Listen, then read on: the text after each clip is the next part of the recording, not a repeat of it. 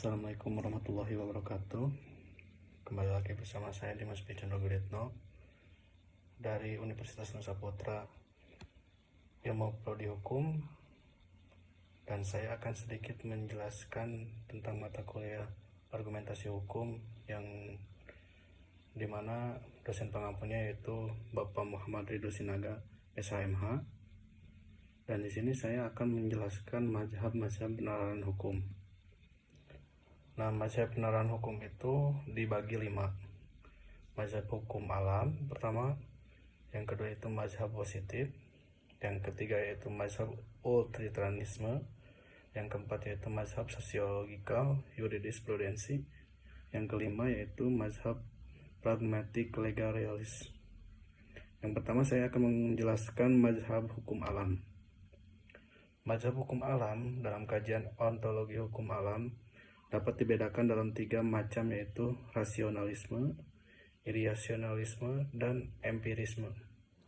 Yang pertama yaitu rasionalisme.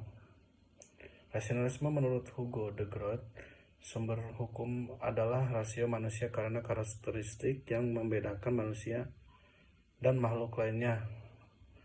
Kemampuan akal seluruh kehidupan manusia yang harus berdasarkan pada kemampuan akal.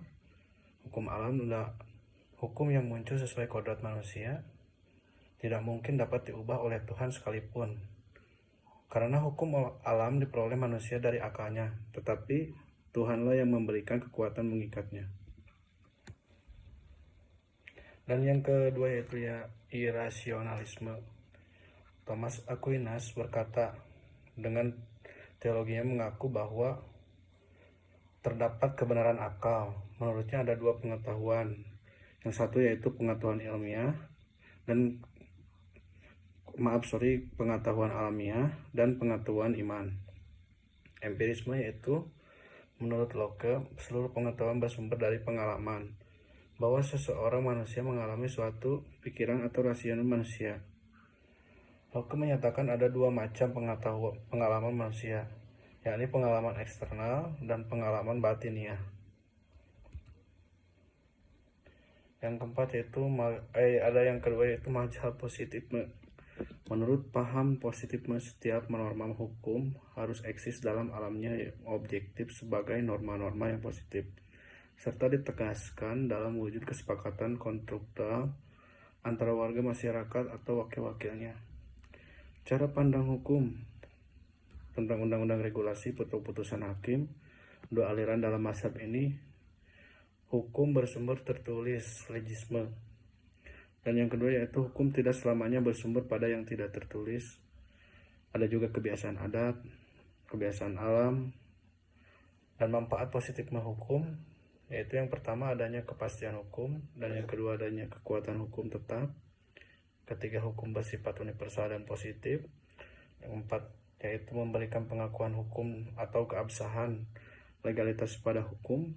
Adanya sumber hukum yang jelas sehingga tidak praktek hukum rimba dalam pelaksanaan hukumnya. Yang ketiga yaitu mazhab utilitarisme. Utilitarisme itu adalah berasal dari bahasa Inggris yang dipelopori Jeremy Bentham, yang menyatakan bahwa hukum bertujuan untuk membahagiakan sebagian besar masyarakat dalam sebuah masyarakat atau mungkin juga negara. Jadi baik buruknya adil atau tidaknya suatu hukum tergantung kepada apakah hukum itu memberikan kebahagiaan kepada manusia atau tidak. Dan yang keempat yaitu ada mazhab sejarah. Kelahiran mazhab sejarah itu dipelopori oleh Friedrich Karl von Scheffer pada tahun 1779 sampai 1861 melalui tulisannya yang berjudul Von Beruf Ancient Gesetzgebung und Rechtswissenschaft tentang pekerjaan pada zaman kita di bidang perundang-undangan dan ilmu hukum. Dipengaruhi oleh 2 faktor, yaitu pertama bukunya L. Everest dan Lois dan pengaruh paham nasionalis. Yang kedua itu kepercayaan dan semangat revolusi Prancis dengan pemberontakannya dan kekuasaannya kehendak manusia atas keadaan-keadaan zamannya. Yang kelima yaitu mazhab sosiologi jurisprudensi. Aliran ini berkembang di Amerika Pada intinya, aliran ini hendak mengatakan bahwa hukum yang baik adalah hukum yang sesuai dengan hukum yang hidup dalam masyarakat. Menurut aliran sosiologi jurisprudensi, hukum yang baik haruslah hukum yang sesuai dengan hidup di masyarakat. Dan ada yang terakhir, mazhab praktikal legalisme. Gerakan realisme mulai melihat apa sebenarnya yang dikehendaki hukum dengan menghubungkan kedua sisi seperti fakta-fakta dalam kehidupan sosial. Realisme berkembang di Amerika Serikat menjelaskan bagaimana pengadilan membuat putusan. Mereka mengembangkan formula dalam memprediksi tingkah laku hakim. Jadi namanya hukum itu bukan hanya yang tertulis di undang-undang, namun lebih besar ditentukan oleh hakim di pengadilan. Hakim punya otoritas untuk menentukan hukum ketika menjatuhkan putusan.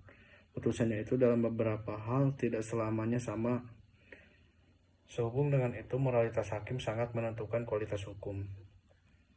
Mungkin itu sekian dari saya. Terima kasih. Wassalamualaikum warahmatullahi wabarakatuh.